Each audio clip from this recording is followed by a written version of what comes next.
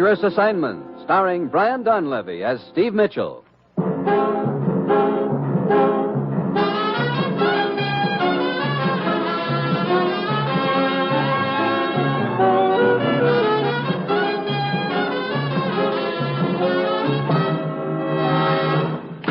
Morning, Commissioner. Steve? You know, this better be important. There's a certain redhead who was just dying to go for a long ride in the country today. Now I can't even give her a chance to walk back. This is important, Steve. Ever hear of the Triangle Airlines? No. It's an American charter outfit owned by a man named Kovac. They fly cargo across the northern part of South America, from Ecuador to Brazil. The last 10 days, 3 of their planes have disappeared over the jungles, vanished without a trace.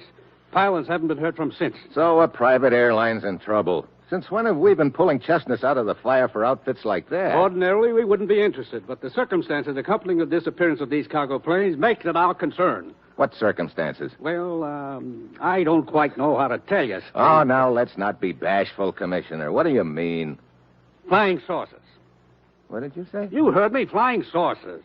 Commissioner, I'm a pretty patient guy. But if you think I'm going down to South America and start looking for flying saucers... That's just what you are going to do, Steve, and your plane leaves in an hour. Oh, look, don't tell me you're going to give me a Buck Rogers ray gun to shoot 'em down with. This is no joke, Steve. Look, I don't care whether it's flying saucers or flying dishpans. That area is too close to the Panama Canal for comfort. You'll be met in Ecuador by a man named Drake, the chief pilot of the airlines. He'll fill you in on the background. Well, that's it. You've got your assignment. Good luck.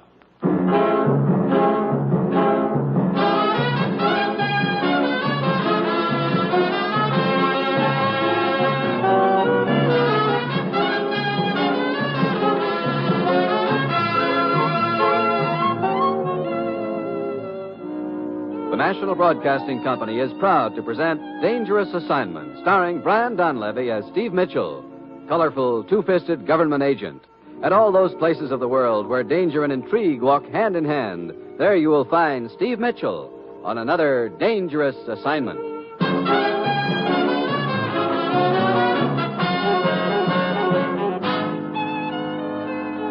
Well, this assignment really takes the cake. I've had my share of screw-loose jobs, but flying saucers yet. It's Wednesday night when I get to Ecuador. Drake, the chief pilot of Triangle Airlines, is waiting for me at the airport. He bustles me into the co-pilot seat of one of their cargo ships, and we take off and head east. About a 2-hour hop to Santa Rosa, Mitchell. You should be there about midnight. What's at Santa Rosa? One of our fields. Kovac, the owner, is waiting there for you. You do most of your flying at night around here, Drake, huh? All of it. Less turbulence over these mountains. You a flyer, too? Oh, now and then. Too bad you're not looking for a job. If this monkey business keeps up, I'm going to be fresh out of pilots. Just what has been going on? You tell me. It's happened 3 times now. Radio flash from the pilot about seeing flying saucers. Then the radio goes dead, and the plane's never heard of again. You searched the jungle near the route for the planes. From the air. The country's too rugged for a ground search.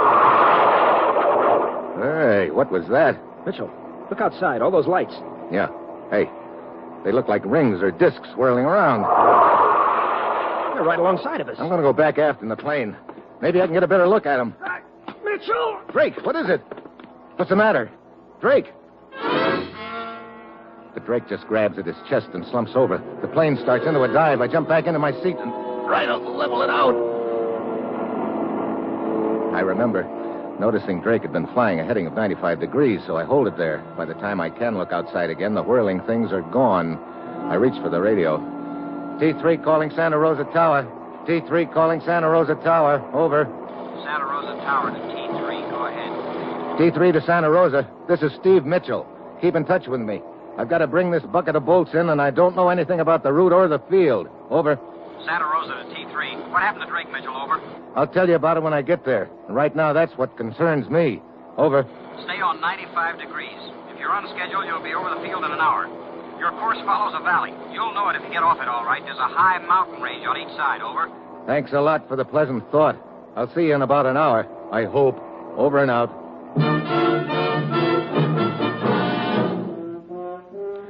So, for the next hour, I nurse a strange plane between 2 mountain ranges I can't see on a night black enough to play post office. All the while, I'm trying to convince myself I didn't see what I know I did. Drake is still unconscious, but he stirs a little now and then. Finally, I pick out the lights of Santa Rosa Airfield and manage to bring the ship in okay. Mitchell? Yeah? I'm George, Kovac's nephew. Yeah? I was talking to you on the radio. Oh. Sure glad you made it okay. You're glad. Come on, give me a hand with Drake here. Okay. Hey, he's coming out of it. Yeah. Drake. What? Oh, my chest. What happened to you, Drake? I don't know. Right after we saw those things, I suddenly felt like I'd been kicked in the chest by a mule. That's all I can remember. But there's not a mark on you. Yeah, great. Flying saucers aren't enough. Now we've got invisible rays. Well, why didn't it hit you too, Mitchell? I don't know. Wait. I just started aft when it happened. Guess it's a good thing for you did. Yeah. Come on, Joyce. We'll get Drake taken care of, and then we'll talk to your uncle.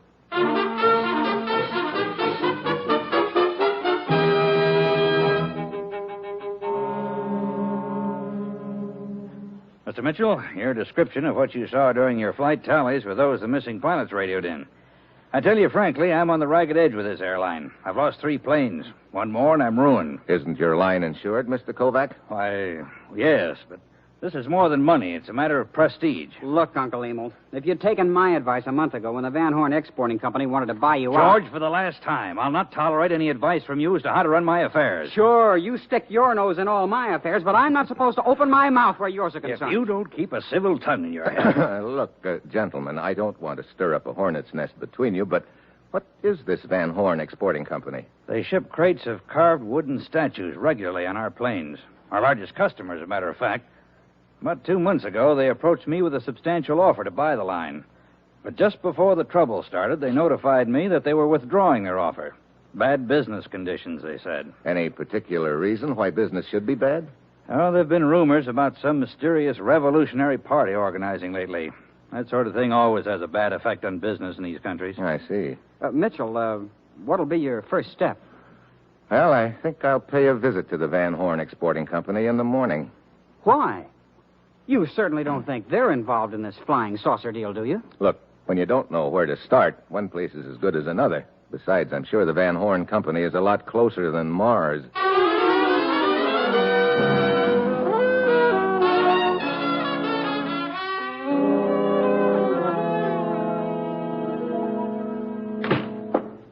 Yes, sir? This the office of the Van Horn Exporting Company? Yes, it is. Well, I'd like to talk to the boss. Is he around? Yes, I'm the boss, as you call it. Huh? You? I'm Herta Van Horn. Oh, well, looks like the company is in good hands. Thank you. What can I do for you, Mr.? Mitchell. Steve Mitchell. Your company ships cargo pretty regularly with the Triangle Airlines. I have been, but if their present trouble continues, I think I will have to make other arrangements. You're down here to investigate that trouble, aren't you? I don't remember telling you that. One picks up things here and there. Yeah, I guess one does. A couple of months ago, you offered to buy the airline, didn't you? Yes, I did. But that was before the trouble started. Naturally, I'm not interested now. Well, according to my information, you withdrew your offer just before the trouble started. I see that you too pick up things here and there. Yes, I began to hear rumors about the formation of a revolutionary party. I decided it would be unwise to make a large investment under those conditions. I see. You know, that's the second time I've heard this rumor about a revolutionary party. Oh? What about it? Oh, nothing. Except it seems like a pretty convenient time to start that rumor circulating. I don't know what you're trying to prove, Steve, but I wish you luck. Thanks, Herta. Maybe meeting you has been luck. One never knows. I expect I will see you again. You expect right, Herta. And soon.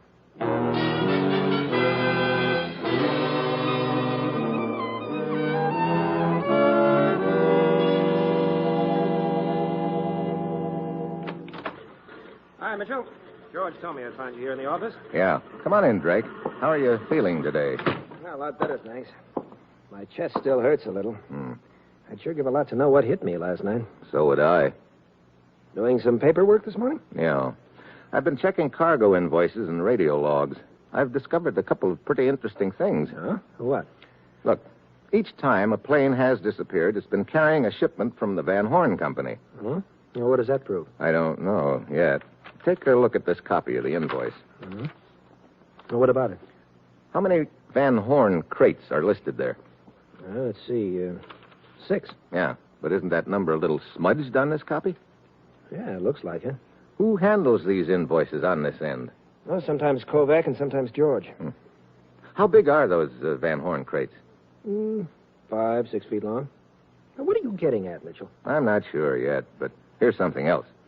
According to the radio logs, in each case, the pilot reported sighting the flying saucers about 20 minutes after takeoff. So? Now, take a look at this map. 20 minutes out at the course and speed your planes fly should put them right near this mountain.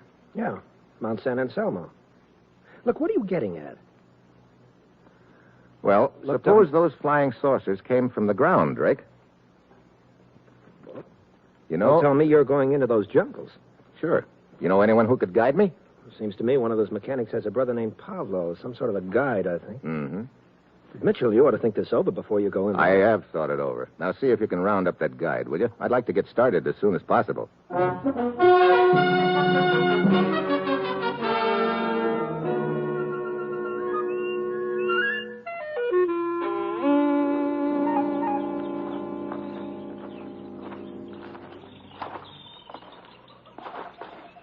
How far you figure we've come since we left the Jeep, Pablo? Well, at least 10 miles, senor.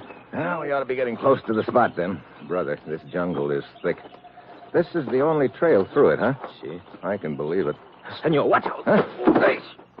Why the flying tackle? Look, senor. Huh? Look there in the trail in front of you. I don't see anything. Quiet. Look more closely. Hidden by the underbrush on the ground. Yeah, I see it now. A rope noose spread over the trail. See, and over there, senor. See the tree which is bent almost double? Mm-hmm. Another step and we'd have been dangling from that tree like 2 apples. Come on, let's spring that trap. Quick. Pues, senor, you... Look, someone's obviously hiding around here, waiting to catch us dangling from that rope. Let's make him think he succeeded. Here's a dead branch beside the trail. Give me a hand with it. See. Got it? See. Okay. Stop here. The trigger is probably under that little pile of leaves, senor. Yeah, that's what I was thinking. Okay, we'll toss this branch on top of it and see what happens. You ready? See. Let her go. Look at that. The rope jerked that branch right up in the air. Now get down here beside the trail. Senor, I hear something. Yeah, so do I. Somebody coming through the underbrush. Okay. Let him get right on top of us, then we'll jump him. Now. Watch it, Pablo. He's got a gun. But I have him a chance. No, hold it. Oh, great. Did I did something wrong, senor? No. He'd have done the same to us if we'd given him a chance.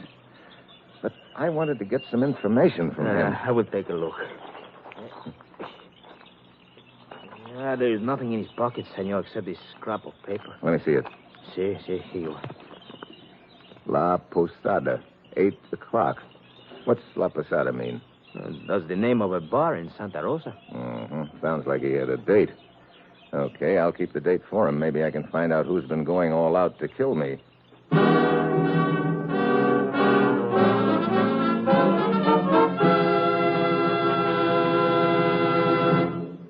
You are listening to Dangerous Assignment, starring Brian Donlevy in the role of Steve Mitchell.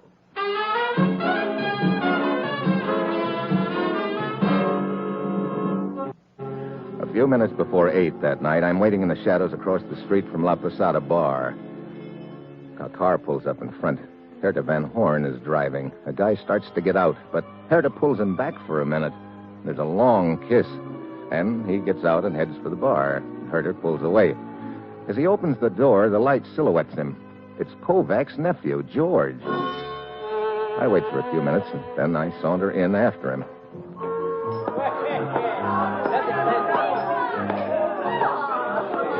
Hello, George. Oh, hi, Mitchell. You surprised to see me? Should I be? I don't know. You waiting for somebody, George? Waiting for a drink right now. This a favorite hangout of yours? It's the only decent bar in Santa Rosa. Mm-hmm. Look, what's with the 3rd degree, Mitchell? Oh, nothing in particular. Just curious. Everybody stay right where you are and keep your hands inside. Hey, look at all the soldiers. What's the deal? Search me. You're under arrest, all of you. Everyone in this bar is under arrest. Arrest. Hey, look, who are you? Lieutenant Gonzalez of the military. Arrest for what? Look, Lieutenant. It will do you no good to argue. You will come quietly or be shot. Hey, what's going on around this joint? Oh, Drake. Looks like I'm about to get pinched. What's the beef? You know this man, Senor Drake? Well, I certainly do, Lieutenant. Steve Mitchell. He's down here investigating the trouble we've been having on the airline. You better take a look at my credentials, Lieutenant. Here. I see.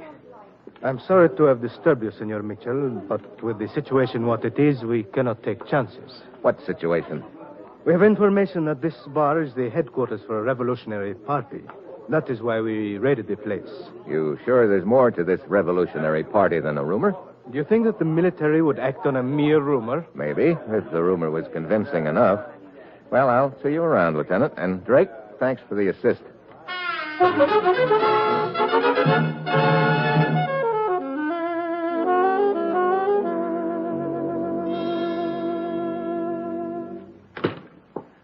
Morning, Hertha. Good morning, Steve. What can I do for you? I'd like to take a look at your shipping invoice the last couple of weeks, okay? Yes, of course. Here you are. Thanks. Yeah, here's the one I want. Now, this shipment was on the last plane that disappeared. What about it? This invoice shows 5 crates shipped, but the copy they have at the airfield shows 6. Well, there must have been a mistake then. Yeah, and right now I'm wondering who made it. Steve, I don't know what you're trying to prove, but I'm beginning to resent your inferences. Sorry, I didn't know they were showing, Hertha. I guess George was right when he said your company couldn't possibly have anything to do with the trouble the line is having. George? Yeah, Kovac's nephew. Oh, well, it was very nice of the men to come to my rescue when I hardly know him. You hardly know George, huh? Oh, just to speak to on the street. I see. Well, I better be getting back to the field. I'm sorry I cannot help you, Steve. Thanks, Hertha. Maybe you have. Oh, Mitchell. Why, hello, Mr. Kovac. On your way to see Hertha? No, looking for you. Have you found out anything at all about these flying saucers and what's behind this thing? Mr. Kovac, so far I've been just grabbing at handfuls of smoke here and there. But there's enough smoke to mean fire somewhere. You've got a plane going tonight, haven't you? Yes. Is there a Van Horn shipment aboard? That's right. How many crates? Why, 5, I believe. Okay. Just one thing more. Do you have a small plane I could use? Well, there's a 4-place cabin job at the field. That's perfect. Mitchell, what are you going to do? I'd like you and George to be at the control tower when your cargo plane takes off tonight, Mr. Kovac. I'll tell you what I'm going to do then.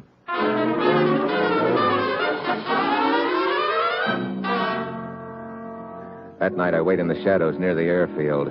I spot the plane T-5 loaded and ready. The pilot is in the shack getting his weather report. I slip quietly aboard. The invoice had said 5 Van Horn crates, but I can count 6 of them, all about 6 feet long. I put my ear to the top crate, and I hear what I expect to hear. Then I freeze. Footsteps outside. There's a faint scrape of metal under the belly of the plane. The steps fade away. I get out, crawl under. I take a long look, and a lot of things suddenly fall into place. I head for the control tower. George, Kovac, and Drake are there. T5 to Santa Rosa Tower, ready to go. Santa Rosa Tower to T5. Go ahead. Wind 15 at 30 degrees. Well, Mitchell, now perhaps you'll tell me why you wanted George and myself to be here tonight. Sure. I want to take you for a ride in your plane. A ride? Where? We're going to follow the plane that's just taking off. What?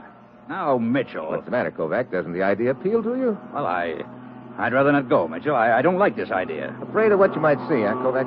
Of course not. How about you, George? I don't know what you're getting at, Mitchell, but it sounds like a lot of nonsense to me. Drake, you want to go along just for the ride? Sure. Except I'm not anxious to get hit again by one of those things that hit me the other night. I think we'll be safe enough. Get the plane warmed up for me, will you? I'll be with you as soon as I make a telephone call.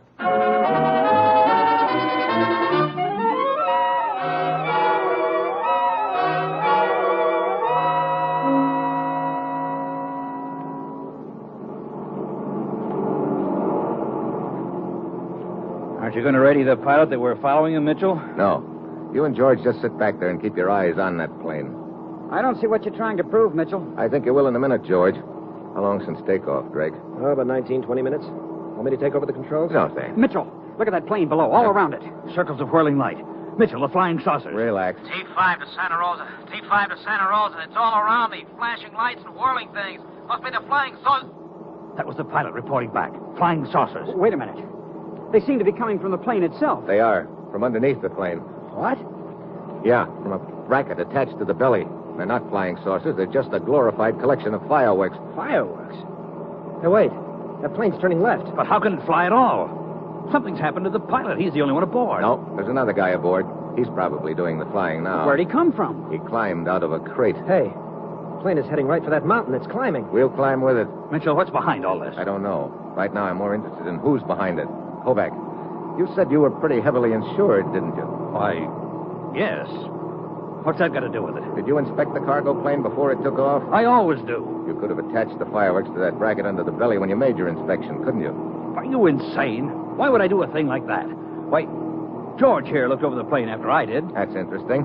And George usually handles the invoices. He could have altered the number of crates on them. Look, Mitchell. Hey, we're right over the mountain now. And that plane is starting to lose altitude. Tell me, George, why did Herta Van Horn lie about the two of you? Keep your mouth shut, Mitchell. She said she barely knew you, but when I saw the two of you in our car outside La Posada Bar, your acquaintance seemed to be more than a nodding one. George, have you been seeing that woman again? I distinctly told you I would not tolerate... Okay, so it's out in the open now. Sure, I've been seeing her, and I intend to keep it up.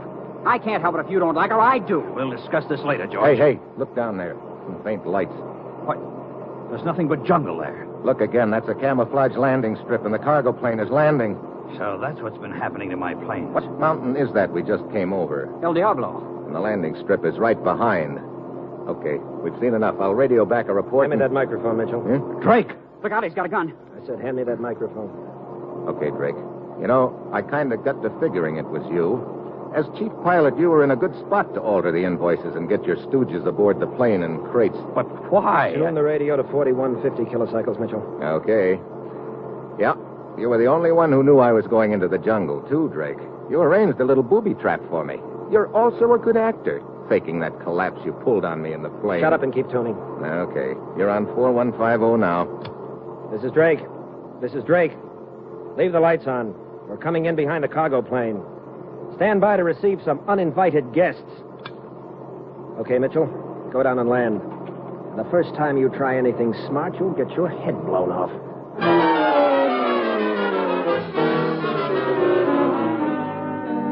I set the plane down on the strip. The landing lights flick off, and half a dozen rugged-looking gents swarm out to meet us.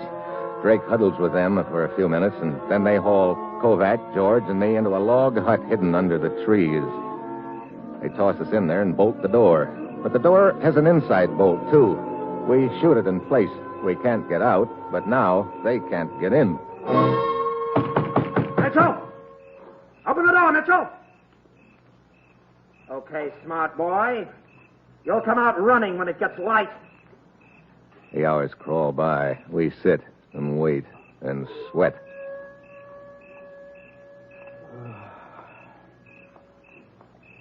What time is it now, Mitchell? 5 a.m. I can't stand this waiting.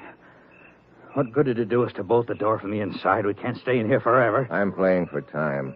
I've still got an ace up my sleeve, but we've got to stay alive until dawn to find out if it's any good.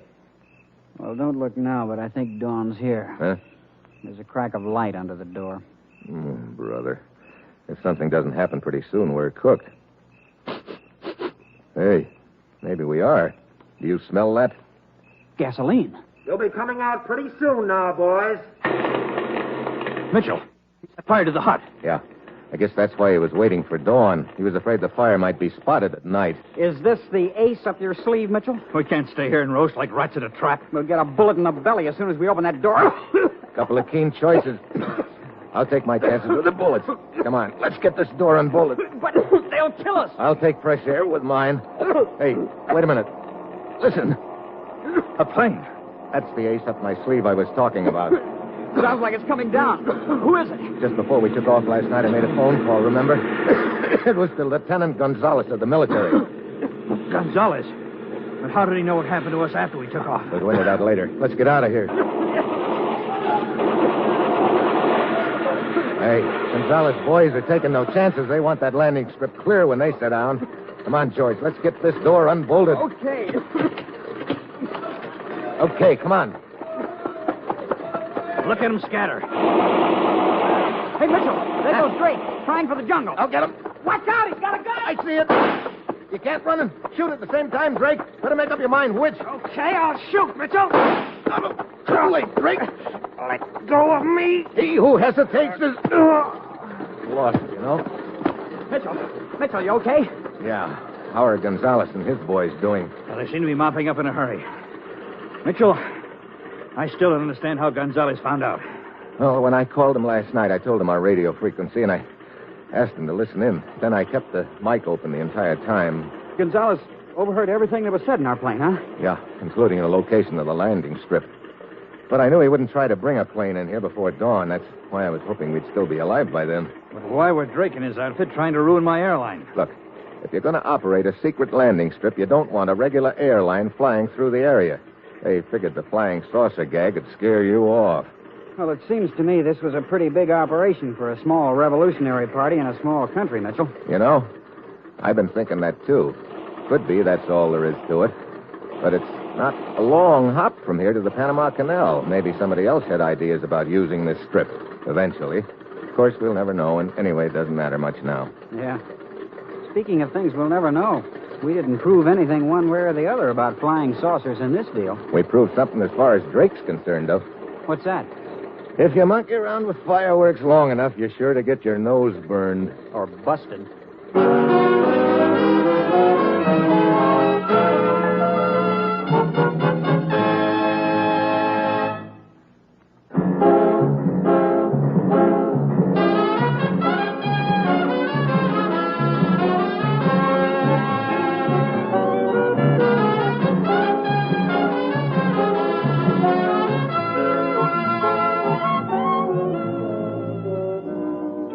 You have just heard another episode in the exciting new adventure series, Dangerous Assignment, starring Brian Donlevy in the role of Steve Mitchell. Dangerous Assignment is written by Bob Wright, with music by Bruce Ashley, and was directed tonight by Max Hutto.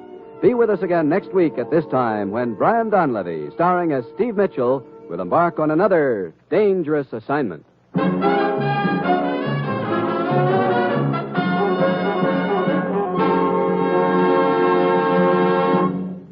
There's more great action-packed entertainment for you throughout the week on NBC. Other mystery adventure programs include such popular shows as Big Town, Dragnet, High Adventure, and Christopher London. Starring as Christopher London, you'll hear Glenn Ford in the swashbuckling role of a romantic, adventurous private investigator. On High Adventure, there's the utmost in thrilling drama to entertain adventure-minded listeners. Dragnet brings you in stark realism cases direct from official police files. And during Big Town, you'll hear crusading editor Steve Wilson fighting crime and viciousness. Join the millions of listeners who each week tune for thrill-packed high-tension drama on NBC, where mystery and adventure join together for top-flight entertainment.